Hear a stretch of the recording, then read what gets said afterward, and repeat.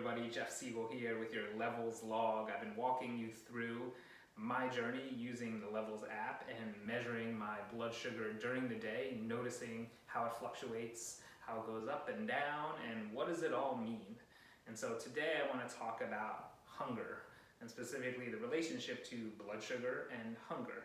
So as you might think, there is a relationship, but it's not quite as correlated as you might expect, or at least in my experience, it has not been the simple one-to-one thing where it's like, oh, when my blood sugar is really low, I'm starving, or if my blood sugar is really high, it means I'm really full.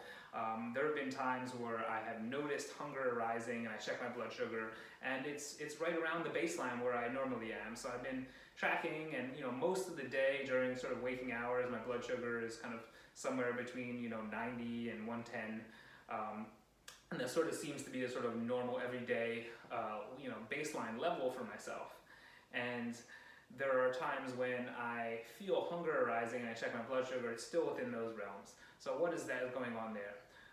Well, as I talk about in another video, there are many different types of hunger, right? Blood sugar hunger is one of those, but there's a lot of other things.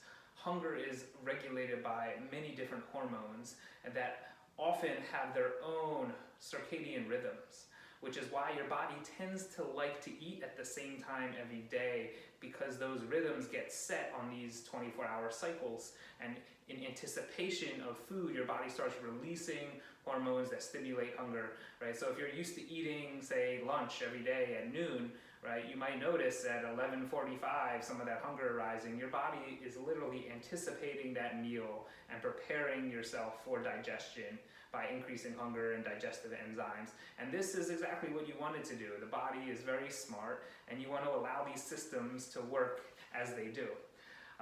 But there are other things I have noticed, like for example, when my blood sugar starts to dip down, in the 80s or sometimes even a little bit lower, right? I can experience symptoms of, that hypoglycemia, which sometimes is like a little bit of a headache, a little bit lightheaded, or that sense of hunger, or maybe not even a hunger, but a sense of feeling like a little bit low on energy, right? And then on the flip side, when my blood sugar is up, in the higher realms, I notice that there tends to be an absence of hunger, typically because my body feels like, okay, it's in a fed state.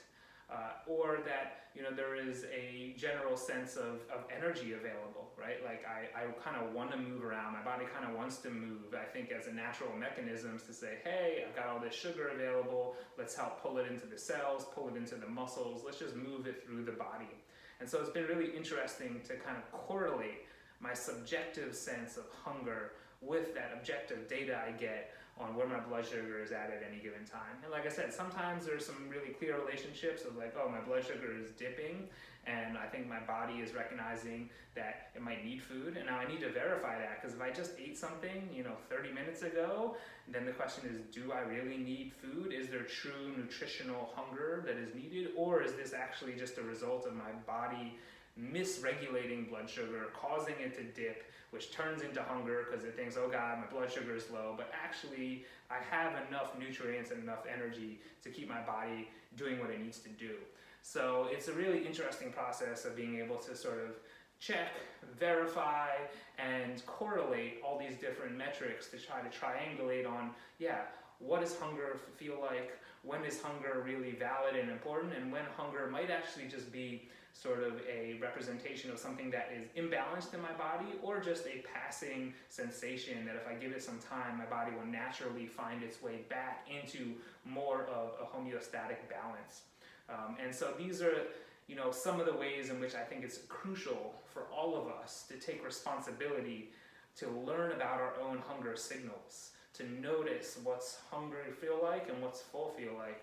And that way we can all do a better job feeding ourselves, which I think is actually one of the most difficult things, because nobody really teaches us. As kids, we learn how to self-regulate, but as adults, a lot of times we actually misinterpret so many of these signals because we live in an environment that pushes us and pushes our hunger cues totally out of whack and totally out of balance.